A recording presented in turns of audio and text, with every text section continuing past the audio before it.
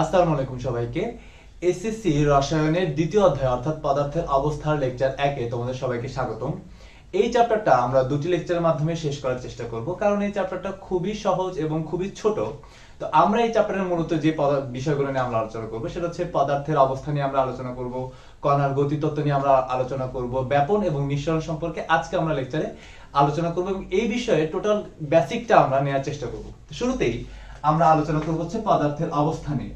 যদি তোমাকে আমি জিজ্ঞেস করি যে পদার্থের অবস্থা কয় প্রকার, তাহলে আমরা জানি সবাই এই অ্যানসারটা দিতে পারবে যে পদার্থের অবস্থা হচ্ছে 3 প্রকার, যথাক্রমে কঠিন পদার্থ, তরল পদার্থ এবং বায়বীয় পদার্থ। তো শুরুতেই আমরা যদি কঠিন পদার্থ নিয়ে একটু আলোচনা করি যে কঠিন পদার্থ আসলে কি, কঠিন পদার্থের বৈশিষ্ট্যটা আসলে কি। তো কঠিন পদার্থ নিয়ে যদি আমি বলতে চাই যে কঠিন পদার্থ হচ্ছে যাদের মধ্যে কণাসমূহ খুব কাছাকাছি অবস্থান করে, তাদের মধ্যে আন্ত আকর্ষণ বলটা খুবই বেশি হয়। যদি তুমি কোনো কঠিন পদার্থকে চাপ প্রয়োগ করো তাহলে তার আংশিক সংকোচন ঘটে। তবে এখানে একটা জিনিস নোট করে রাখতে পারো, সেটা হচ্ছে আমাদের বইয়ের মধ্যে 9 যে পাঠ্য বইটা আছে সেই বইয়ের মধ্যে দেখবা কঠিন পদার্থকে চাপ প্রয়োগ করলে সংকোচন ঘটে না বলে একটা কথা উল্লেখ আছে, কিন্তু এটা আসলে সত্য নয়। তুমি যখন কোনো কঠিন পদার্থকে চাপ প্রয়োগ করবা তখন সেখানে অল্প হলেও সংকোচন ঘটে। একটা উদাহরণ তোমাদেরকে আমি দিতে পারি, যেমন ধরো কোনো একটা কাঠের মধ্যে তুমি যদি হাতুড়ি দিয়ে বা কোনো শক্ত কিছু দিয়ে যদি জোরে আঘাত করো তাহলে দেখবা সেটা নিচের দিকে আংশিক দেবে গেছে। এই যে দেবে গেল তার মানে তাদের মধ্যে যে কণাসমূহ ছিল ওই কাঠের মধ্যে, সেই কাঠের কণাসমূহ পরস্পর এতটাই কাছাকাছি চলে আসছে যার ফলে চাপ প্রয়োগে নিচের দিকে দেবে গেছে, অর্থাৎ সংকোচন ঘটছে। এখন এই কঠিন পদার্থের মধ্যে একটা ব্যতিক্রম আছে যাকে তুমি চাপ প্রয়োগ করবে কিন্তু তাদের মধ্যে কোনো সংকোচন ঘটবে না। সেই ব্যতিক্রমটা যদি আমি তোমাদেরকে বলতে চাই তাহলে সেই ব্যতিক্রমটা হচ্ছে কাচ মাধ্যম। ব্যতিক্রম হলো কাচ মাধ্যম, অর্থাৎ তুমি যদি কোনো কাচ মাধ্যমে চাপ প্রয়োগ করো তাহলে তাদের কোনো সংকোচন ঘটবে না, বরং তাদের মধ্যে আমাদের ভাঙনের সৃষ্টি হবে। যেমন তুমি একটা কাঁচের গ্লাস নাও, এই কাঁচের গ্লাসে যদি তুমি কোনো ভারী বস্তু দিয়ে যদি আঘাত করো বা জোরে দিয়ে চাপ প্রয়োগ করো তাহলে দেখবা সেই কাঁচের গ্লাসের কোনো সংকোচন ঘটছে না, বরং গ্লাসটি ভেঙে যাবে। আরো সহজ উদাহরণ যদি আমরা দেখি আমাদের চারপাশে, যেমন মার্বেল, কাঁচের মার্বেল। তুমি যদি কাঁচের মার্বেলে চাপ প্রয়োগ করো তাহলে সেই মার্বেলটা সংকোচন ঘটবে না, বরং সেটার মধ্যে ভাঙন সৃষ্টি হবে, অর্থাৎ সেটা ভেঙে যাবে। তাহলে আমরা বলতে পারি যে কাচ মাধ্যম যেমন মার্বেল, তুমি যখন মার্বেলে চাপ প্রয়োগ করবে তখন সেটা সংকোচন ঘটে না, বরং কি হয়, ভেঙে যায়। তো আমি বলতে পারি যে এই মার্বেলে তুমি যখন চাপ প্রয়োগ করবে, চাপ প্রয়োগে শুধুমাত্র কাচ মাধ্যমে চাপ প্রয়োগে সংকুচিত হয় না, চাপ প্রয়োগে সংকুচিত হয় না। তাহলে আমরা বলতে পারি এটা কি হয়, এটা হলো ভেঙে যায়। তাহলে এই উদাহরণটা আমাদেরকে মনে রাখতে হবে যে কঠিন পদার্থকে চাপ দিলে তার মধ্যে আংশিক সংকোচন ঘটে, তবে তুমি যদি সেটা কাচ মাধ্যমের মধ্যে দাও তাহলে অবশ্যই সেটা সংকোচন ঘটবে না, বরং ভেঙে যাবে। তাহলে এটাই হচ্ছে আমাদের কঠিন পদার্থের বৈশিষ্ট্য হিসেবে আমরা মনে রাখতে পারি। এরকম করে যদি আমরা তরল পদার্থের কথা চিন্তা করি, যদি তোমাকে বলা হয় যে তরল পদার্থ কি, তরল পদার্থ হচ্ছে যখন তুমি কঠিন পদার্থকে তাপ প্রয়োগ করবে তখন সেটা আস্তে আস্তে তরল পদার্থে রূপান্তরিত হবে। এবং তরল পদার্থের বৈশিষ্ট্য হচ্ছে কঠিন পদার্থের উল্টা এবং বায়বীয় পদার্থের উল্টা। যেমন আমি যদি তোমাদেরকে বলি যে কঠিন পদার্থ কারা, আমরা বলতে পারবো যাদের কণাসমূহের মধ্যে আন্ত আকর্ষণ শক্তি বেশি বা যারা পরস্পর কাছাকাছি অবস্থান করে। কিন্তু কঠিন পদার্থ যত কণাসমূহ যতটা কাছাকাছি অবস্থান করে, তরল পদার্থের কণাসমূহ তার থেকে কিছুটা দূরে অবস্থান করে, বায়বীয় পদার্থের কণাসমূহ তারও বেশি কি করে, দূরে অবস্থান করে। তাহলে তরল পদার্থ এবং বায়বীয় পদার্থ নিয়ে যদি আমরা বলতে চাই তাহলে তরল পদার্থ এবং বায়বীয় পদার্থ এবং কঠিন পদার্থের মধ্যে শুধুমাত্র তাদের কণাসমূহের গতি দিয়ে কিন্তু আমরা সেটাকে ব্যাখ্যা করতে পারবো। কঠিন পদার্থের কণাসমূহ যতটা কাছাকাছি থাকে, তরল পদার্থের কণাসমূহ তার থেকে কিছুটা দূরে অবস্থান করে, এবং বায়বীয় পদার্থের কণাসমূহ আরো বেশি দূরে অবস্থান করে। অর্থাৎ যে পদার্থে কণাসমূহ অনেক দূরত্ব অবস্থান করে, আন্তঃকণা আকর্ষণ শক্তি অনেক কম থাকে, তাদেরকে আমরা বলেছি বায়বীয় পদার্থ। এখন প্রশ্ন হচ্ছে স্যার আন্তঃকণা আকর্ষণটা কি? ধরো আমি দুটি কণা নিলাম, এই দুটি কণার মধ্যে যে আকর্ষণ বলটা সেটাকে আমরা বলে হচ্ছে আন্তঃকণা আকর্ষণ বল। আমরা যখন দুটি কণাকে পাশাপাশি রাখবো তাহলে আমরা বুঝে নিতে পারি তাদের আন্তঃকণা আকর্ষণ শক্তি খুবই বেশি এবং তাদের মধ্যে দেখো দূরত্বটা অনেক কম বা নেই বললেই চলে। তাহলে এই সকল পদার্থ হবে হচ্ছে কঠিন পদার্থ। আমি যদি এই কণাসমূহকে কিছুটা দূরে অবস্থান করে, অর্থাৎ তাপ দিলাম, তাপ প্রয়োগে কণাসমূহ কিছুটা দূরে অবস্থান করছে, তাহলে সেটা হবে তরল পদার্থ। আমি যখন আরো বেশি তাপ দিব তখন তারা আরো একটু দূরে সরে যাবে, তাহলে এটাকে আমরা বলবো হচ্ছে গ্যাসীয় পদার্থ। তাহলে এই যে আমাদের পদার্থের অবস্থা সেটা কিন্তু আমরা ইজিলি তাদের কণাসমূহের আকর্ষণ এবং তাদের দূরত্ব দ্বারা ব্যাখ্যা করে ফেলতে পারি। কঠিন পদার্থকে চাপ দিলে সেটা আংশিক সংকুচিত হয়, ব্যতিক্রম কাচ মাধ্যম। তরল পদার্থকে যদি তুমি চাপ প্রয়োগ করো তাহলে সেটা কঠিন থেকে বেশি সংকুচিত হবে, কিন্তু বায়বীয় পদার্থ থেকে কম সংকুচিত হবে। আবার তুমি যদি বায়বীয় পদার্থকে চাপ প্রয়োগ করো তাহলে সেটা সবচাইতে বেশি সংকুচিত হবে। এই বিষয়গুলো একদমই ইজি, সো বোঝার মতো খুব বেশি টপিক এখানে নাই। তোমরা যদি বইয়ের রিডিংটা পড়ো তাহলে আশা করি তোমরা অনেকটাই বুঝে যেতে পারবে। পরবর্তীতে আমরা যেটা নিয়ে আলোচনা করব সেটা হচ্ছে কণার গতিতত্ত্ব। এই কণার গতিতত্ত্ব দিয়ে কিন্তু আমরা মূলত পদার্থের যে তিন অবস্থা আছে সেটা ইজিলি ব্যাখ্যা করে ফেলতে পারি। অর্থাৎ কণাসমূহের যে আকর্ষণ বল বা কণাসমূহের যে গতির কারণে যে পদার্থের তিন অবস্থা ব্যাখ্যা করার যে তত্ত্ব, তাকেই বলি হচ্ছে আমরা মূলত কণার গতিতত্ত্ব। তো কণার গতিতত্ত্বটা যদি আমরা ছোট করে একটু বলতে চাই, কণার গতি তত্ত্ব। আচ্ছা, কণার গতিতত্ত্বকে আমি মুখে একটু বলে দিই ছোট করে। কণার সমূহের আকর্ষণ বল বা তাদের গতির কারণে কিন্তু আমরা কণার তিন অবস্থা ব্যাখ্যা করতে পারি, অর্থাৎ কঠিন, তরল এবং বায়বীয়। এই তিন অবস্থার ব্যাখ্যা করার যে তত্ত্ব তাকে বলি হচ্ছে আমরা কণার গতিতত্ত্ব। ছোট করে একটা উদাহরণ দিই। ধরো আমি একটা পাত্রের মধ্যে কিছু কণা বা একটা পদার্থ রাখলাম, যে পদার্থের কণাগুলো পরস্পরের খুবই কাছাকাছি অবস্থান করতেছে। তাহলে দেখে আমরা বুঝতে পারতেছি যে এই পদার্থটা হলো কঠিন পদার্থ। আমরা বলতে পারি এটি হলো একটি কঠিন পদার্থ। তো আমি কি করলাম, এই কঠিন পদার্থের মধ্যে আমি তাপ প্রয়োগ করলাম। খেয়াল করো, এই কঠিন পদার্থের মধ্যে আমি তাপ প্রয়োগ করলাম। যখন আমি কঠিন পদার্থে তাপ প্রয়োগ করব তখন এই কঠিন পদার্থের কণাগুলা সেই তাপটা গ্রহণ করে শক্তিশালী বা শক্তি অর্জন করতে শুরু করবে। তখন তারা নিজ অবস্থানে কাঁপতে শুরু করে। তো খেয়াল করো, যখন আমি তাপ প্রয়োগ করব তখন কণাসমূহ শক্তি অর্জন করবে। শক্তি অর্জন করার মাধ্যমে তারা নিজ অবস্থানে কাঁপতে শুরু করবে। তাহলে এই যে কম্পন, এই কম্পনের কারণে কিন্তু তাদের কিছুটা জায়গার দরকার হয়। সো এই জায়গার কারণে কণাসমূহ পরস্পর থেকে দূরে সরে যায়। তুমি চিন্তা করো, তোমাকে আমি একটা জায়গায় ফিক্সড করে রেখে দিলাম, তুমি যদি নড়াচড়া করতে চাও অবশ্যই তোমাকে একটা জায়গা দেওয়া লাগবে।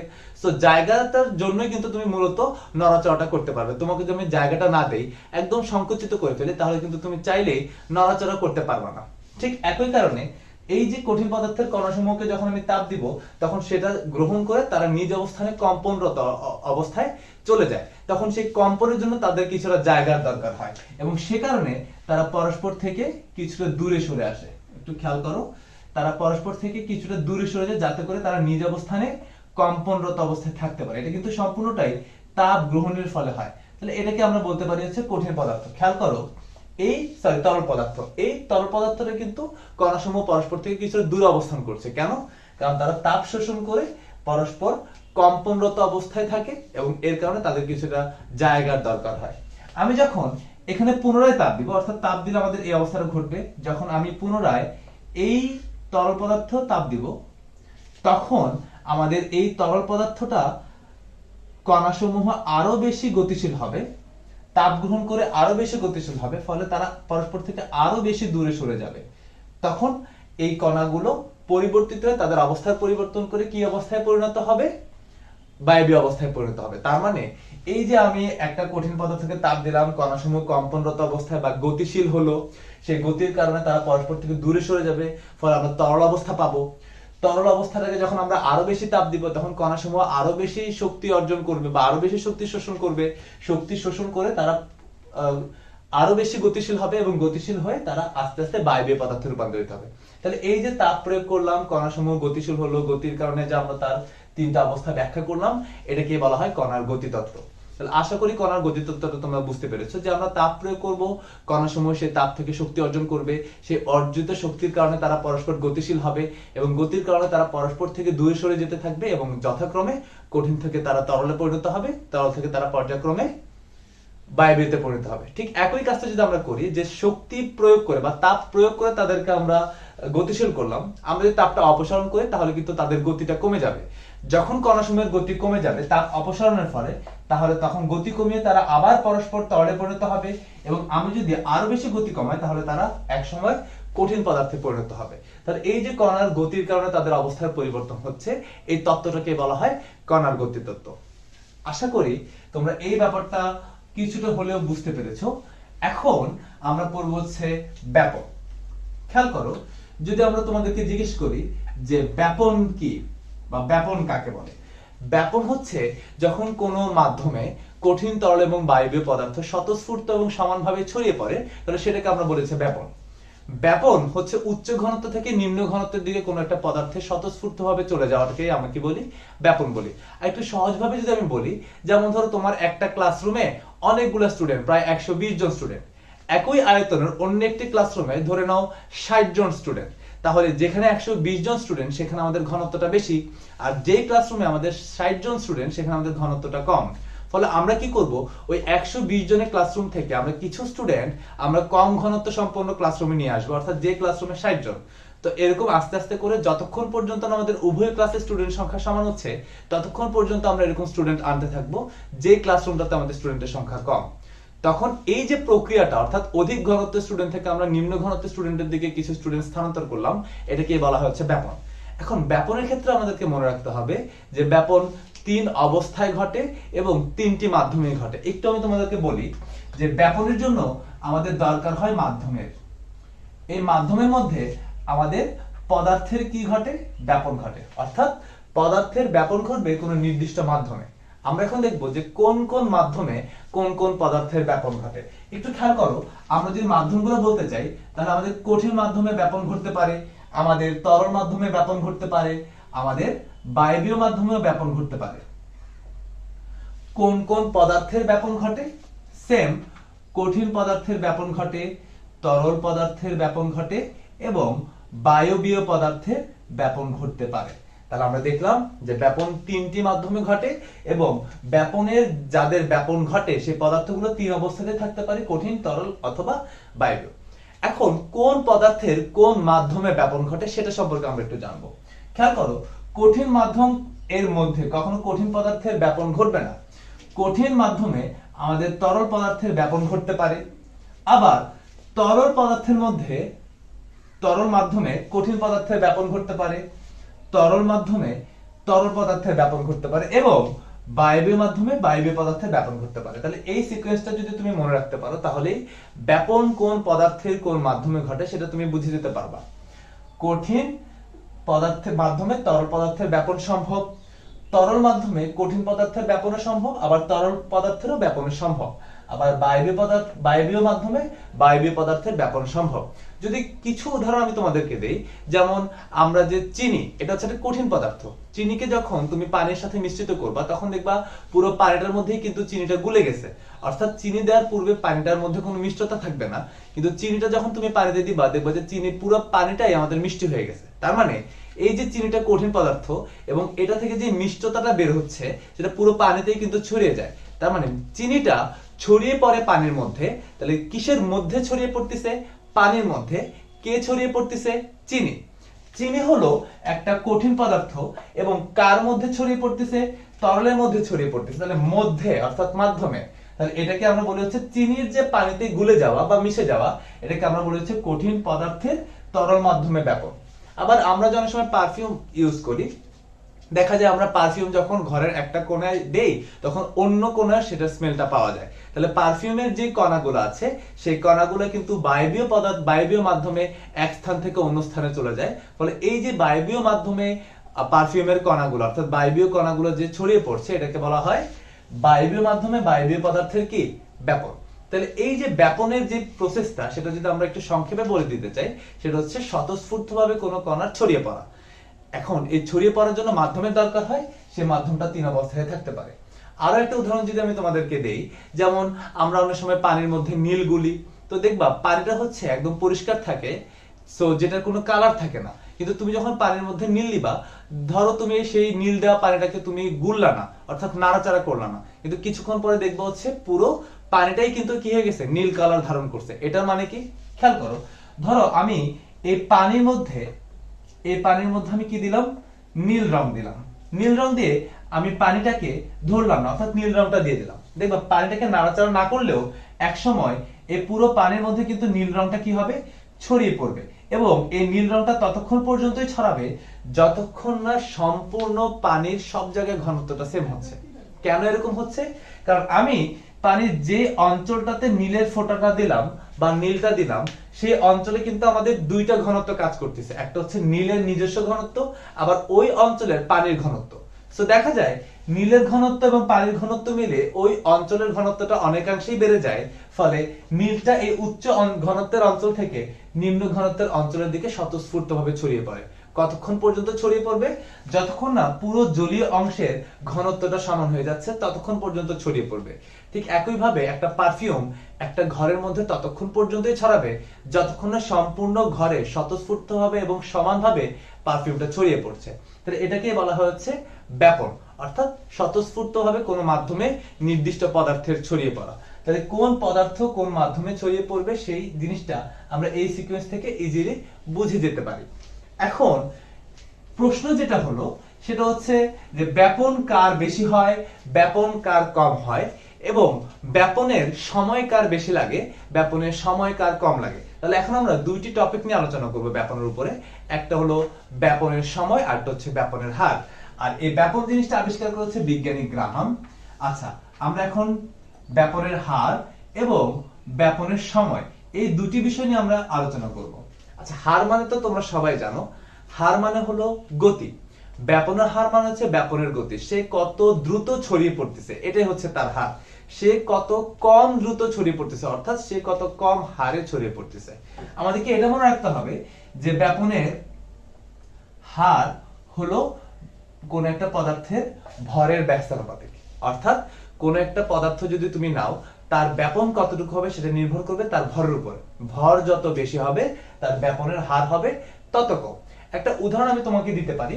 ধরে নাও যে একজন চিকন মানুষ, একদমই চিকন, এবং একটা মোটাসোটা মানুষ, অনেক মোটাসোটা মানুষ। ধরে নাও সে অনেক মোটাসোটা মানুষ, ধরে নাও সে অনেক মোটা, কচ্ছপ হয়ে গেছে।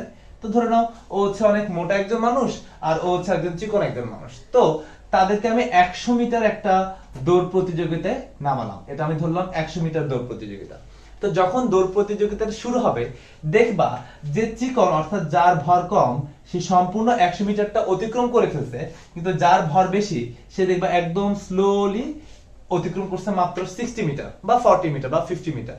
তো দেখো, যার ভর বেশি সে আস্তে আস্তে দৌড়াবে, ফলে তার গতিটা হবে কম, অর্থাৎ তার বেগটা হবে কম। কিন্তু যার ভরটা কম সে খুব দ্রুত এই পথটা অতিক্রম করে ফেলতে পারবে। ঠিক একই কাজটা কোন একটা পদার্থের ক্ষেত্রেও ঘটে।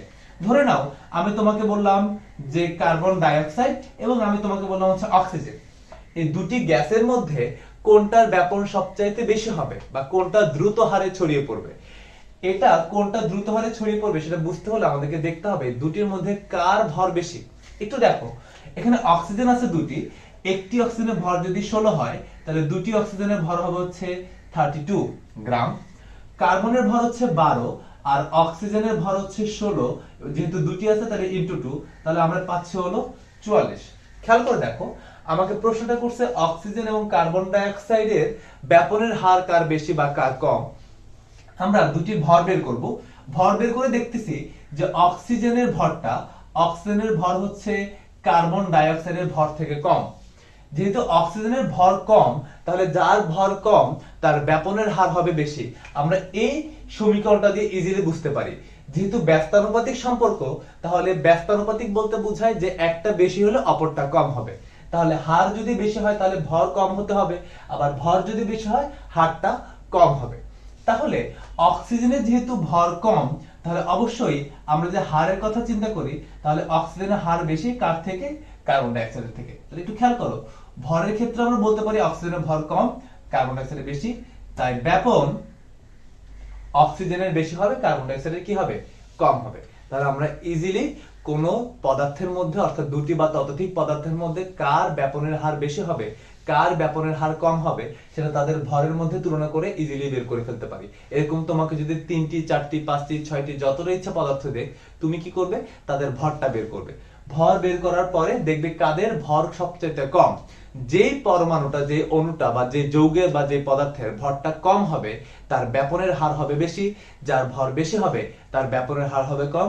ঠিক এই দৌড় প্রতিযোগিতার মতো, যার ভর কম ছিল, যে চিকন ছিল, সে দ্রুত দৌড়টা শেষ করবে, অর্থাৎ তার ব্যাপন দ্রুত ঘটবে। আর যে একটু মোটাসোটা মানুষ, তার দৌড়টা একটু স্লো হবে, ফলে সে এই দূরত্বটা কম অতিক্রম করতে পারবে, কম বেগে অতিক্রম করতে পারবে, সেজন্য তার ব্যাপনের হারটা হবে কি কম। তাহলে ব্যাপনের হারটা আমরা ইজিলি কোন একটা পদার্থের ক্ষেত্রে বের করে ফেলতে পারবো। আচ্ছা, এখন যদি সময় নিয়ে আলোচনা করি, আমাদেরকে মনে রাখতে হবে যে ব্যাপনের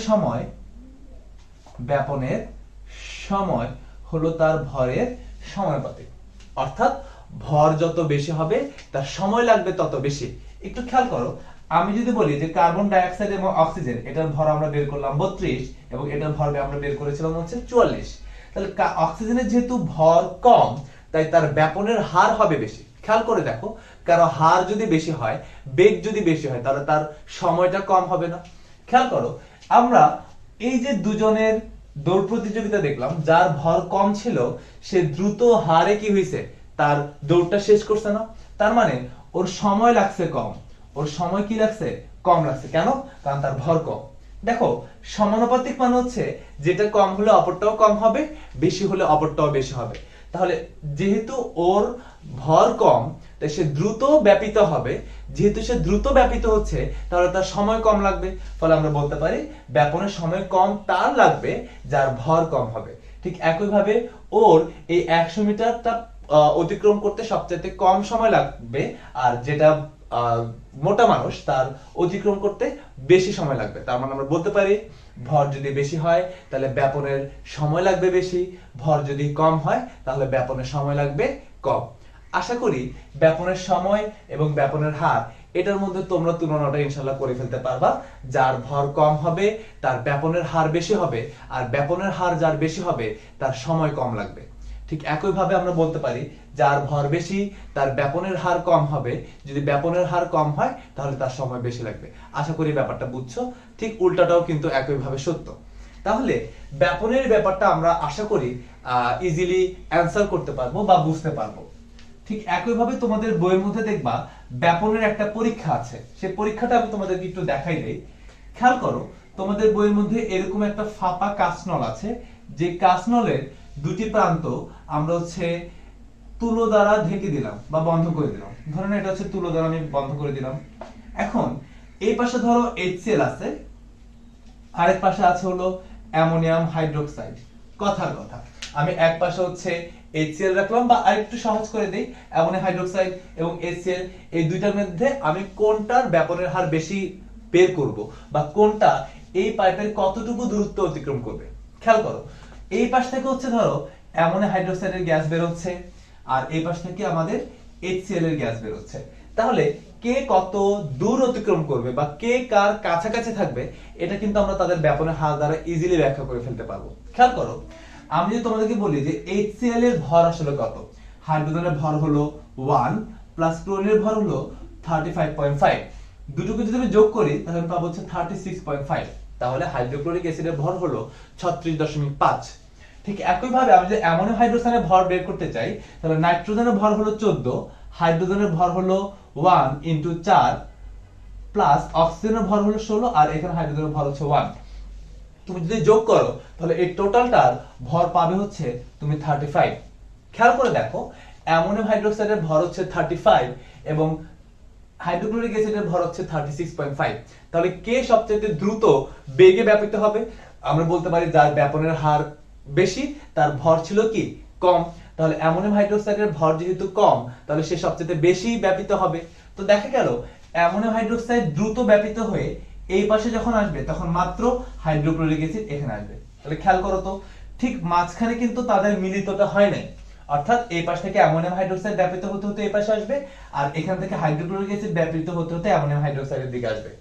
তো এই দুটির মধ্যে কার কাছাকাছি দুটি গ্যাস মিলিত হবে? খেয়াল করো, যার ব্যাপনের হার কম ছিল দুটি গ্যাস কিন্তু মিলিত হয়েছে সেই তার কাছাকাছি, অর্থাৎ অ্যামোনিয়াম হাইড্রোক্সাইডের যেহেতু ব্যাপনের হার বেশি তাই সে দ্রুত পথটা অতিক্রম করে ফেলবে, ও এতটুকু পথ অতিক্রম করতে করতে হাইড্রোক্লোরিক অ্যাসিড মাত্র এইটুকু দূরত্ব অতিক্রম করতে পারছে। তাই দেখো তো সবচেয়ে বেশি দূরত্ব অতিক্রম করলো কে?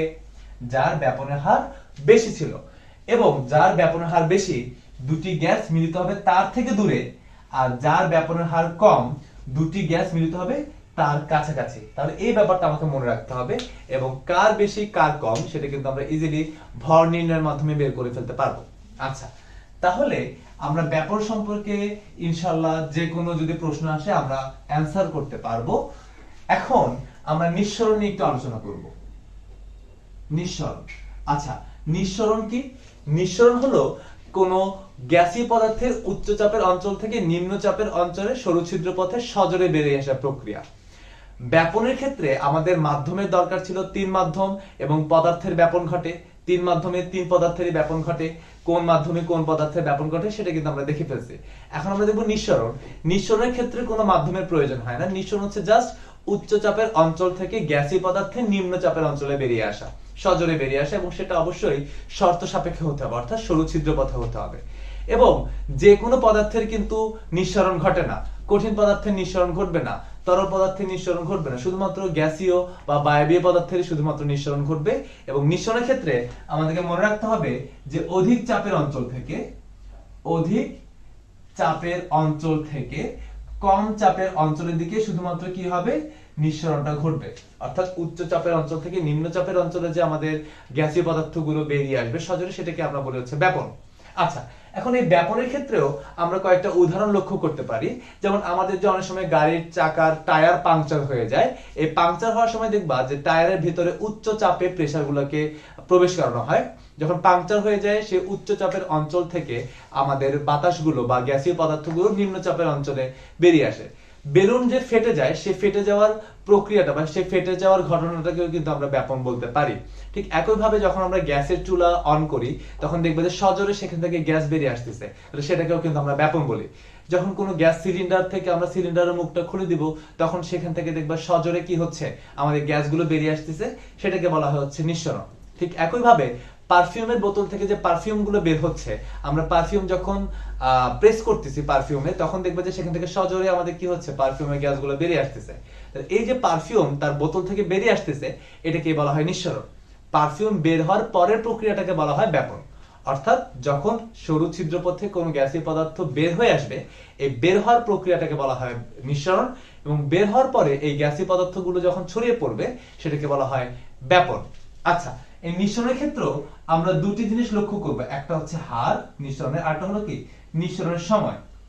নিঃসরণের হার এবং সময় দুটি ঠিক ব্যাপনের মতোই, অর্থাৎ নিঃসরণের হার হচ্ছে ভরের ব্যস্তানুপাতিক এবং নিঃসরণের সময় হচ্ছে ভরের সমানুপাতিক। একটু উদাহরণ দিয়ে আমি তোমাদেরকে দেখাই। যদি আমি বলি যে নিঃসরণের সময়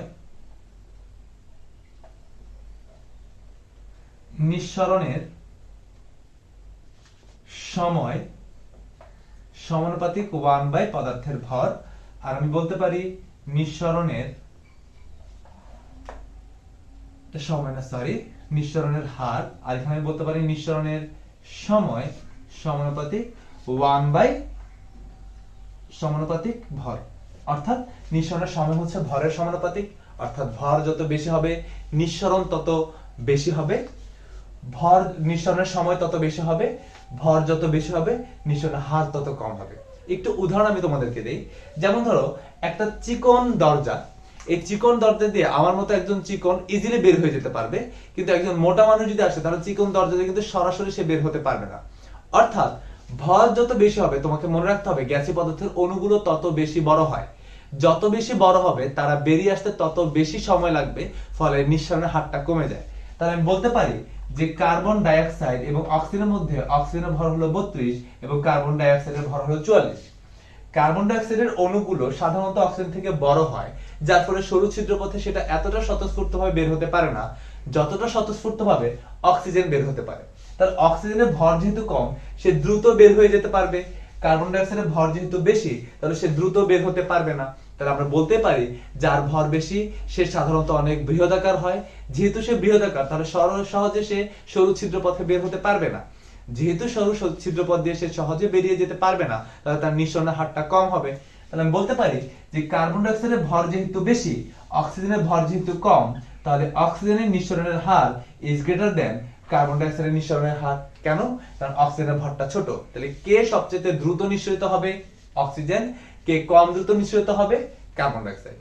ঠিক একই ভাবে আমরা যদি সময় চিন্তা করি, তাহলে কার্বন ডাই অক্সাইড যেহেতু সে কম দ্রুত নিঃসরিত হচ্ছে, কম হারে নিঃসরিত হচ্ছে, তাহলে যে কম হারে নিঃসরিত হবে সে আস্তে আস্তে করে বের হবে না। যেহেতু সে আস্তে আস্তে করে বের হচ্ছে তাহলে তাদের সময়টা লাগবে বেশি। তুমি চিন্তা করো, একটা কাজ যে আস্তে করবে তার সময়টা অনেক বেশি লাগবে, একটা কাজ যে যত দ্রুত করবে তার সময়টা অনেক কম লাগবে। ঠিক একইভাবে কার্বন ডাই অক্সাইড যেহেতু কম হারে নিঃসরিত হচ্ছে তাহলে তার সময়টা লাগবে বেশি। অক্সিজেন যেহেতু ভর কমের কারণে দ্রুত নিঃসরিত হয়ে যাচ্ছে, তার হার যেহেতু বেশি, তাহলে অক্সিজেনের সময়টা লাগবে কি কম। আশা করি এই ব্যাপারটা বুঝছো। অর্থাৎ নিঃসরণের হার এবং নিঃসরণের সময় এই দুইটাই তুমি ভরের উপর ভিত্তি করে ইজিলি ব্যাখ্যা করে ফেলতে পারবা। যখন দুটি পদার্থ বা তার বেশি পদার্থের মধ্যে, গ্যাসীয় পদার্থের মধ্যে তোমাকে নিঃসরণের হারের তুলনা করতে বলবে বা সময়ের তুলনা করতে বলবে, তাহলে তুমি ইজিলি এই ভরের সাথে তুলনা করে তুমি নিঃসরণের হারটা ব্যাখ্যা করতে পারবা, নিঃসরণের সময়টা ব্যাখ্যা করতে পারবা। একটা উত্তর বা প্রশ্ন আমি তোমাদেরকে দিয়ে দিই উত্তর সহ, যেটা হলে তোমাদের আরো বেশি ক্লিয়ার হবে। খেয়াল করো, আমি এখানে একই আয়তনের তিনটা সিলিন্ডার নিলাম, সেম আয়তনের তিনটা সিলিন্ডার নিলাম। খেয়াল করো, এই সিলিন্ডারের একটাতে আমি রাখলাম হলো অক্সিজেন, একটাতে রাখলাম হলো আমি কার্বন ডাই অক্সাইড, একটাতে রাখলাম হলো আমি নাইট্রোজেন গ্যাস। খেয়াল করো, আমি তিনটাতে তিন ধরনের গ্যাস রাখছি। এখন তোমাকে প্রশ্ন করা হলো, এই তিনটি সিলিন্ডারের মুখ যদি আমি খুলে দেই কোনটি আগে শেষ হবে? আমাদের প্রশ্ন হলো, সিলিন্ডারের মুখ যদি আমরা খুলে দেই কোনটি আগে শেষ হবে বা কোন সিলিন্ডারটি আগে শূন্য হয়ে যাবে। আচ্ছা, শেষ হবে। একটু খেয়াল করো, আমি ফার্স্টে কোনটি আগে শেষ হবে সেটা নির্ভর করবে কার নিঃসরণের হার বেশি। যার নিঃসরণের হার বেশি তার বেগ হবে বেশি, তার ভর হবে কম। যেহেতু সে দ্রুত নিঃসরিত হয়ে যাচ্ছে তাহলে তার সময় লাগবে বেশি। আচ্ছা, তাহলে আমি যদি কার্বন ডাই অক্সাইডের ভর বলি তার ভর হচ্ছে 32, অক্সিজেনের ভর হচ্ছে 32, সরি কার্বন ডাই অক্সাইডের ভর বলি তাহলে সেটা হচ্ছে 44, নাইট্রোজেনের ভর যদি বলি তাহলে সেটা হচ্ছে 28। কেন? কারণ নাইট্রোজেনের একটি পরমাণুর ভর 14, যেহেতু এখানে দুইটি পরমাণু আছে তাহলে সেখানে হবে কত? 28। আশা করি ব্যাপারটা বুঝছো। খেয়াল করে দেখো, এখানে সবচেয়ে কম ভর হচ্ছে 28, তাহলে তার নিঃসরণের হার হবে সবচেয়ে বেশি। তারপরে আছে হচ্ছে 32 অর্থাৎ অক্সিজেন। নাইট্রোজেনের পরে নিঃসরিত হবে সবচেয়ে বেশি কে? অক্সিজেন। সবচাইতে ভর বেশি কার্বন ডাই অক্সাইডের, তার নিঃসরণটা হবে সবচাইতে কম। তাহলে নাইট্রোজেনের যেহেতু নিঃসরণ সবচাইতে বেশি কার থেকে? অক্সিজেন থেকে। আবার অক্সিজেন নিঃসরণ যেহেতু নাইট্রোজেন থেকে বেশি, তাহলে সবচাইতে কম সময় লাগবে নাইট্রোজেনের। যদি আমি সময়ের কথা চিন্তা করি, সবচাইতে কম সময় লাগবে নাইট্রোজেন, কারণ সে দ্রুত নিঃসরিত হয়ে যাচ্ছে। তারপরে সময় কম লাগবে অক্সিজেনের, তারপরে সবচাইতে বেশি সময় লাগবে কার্বন ডাই অক্সাইডের। খেয়াল করো, এটা হচ্ছে তাদের নিঃসরণের হার আর এটা হচ্ছে সময়। সবচাইতে কম সময় শেষ হয়ে যাচ্ছে নাইট্রোজেন, তাহলে সবার আগে খালি হবে হচ্ছে কে? নাইট্রোজেন। তারপরে কে খালি হবে? তারপর খালি হবে হচ্ছে অক্সিজেন। তৃতীয়তে কে খালি হবে? তৃতীয়তে খালি হবে বা সর্বশেষে খালি হবে হচ্ছে কার্বন ডাই অক্সাইড। তাহলে এরকম যদি প্রশ্ন আসে নিঃসরণ বা ব্যাপনের উপর ভিত্তি করে যদি কোনো কোশ্চেন আসে, তাহলে আমরা ইজিলি তাদের ভরের উপর ভিত্তি করে আমরা তাদের ব্যাখ্যাটা সুন্দরভাবে লিখে ফেলতে পারবো ইনশাআল্লাহ।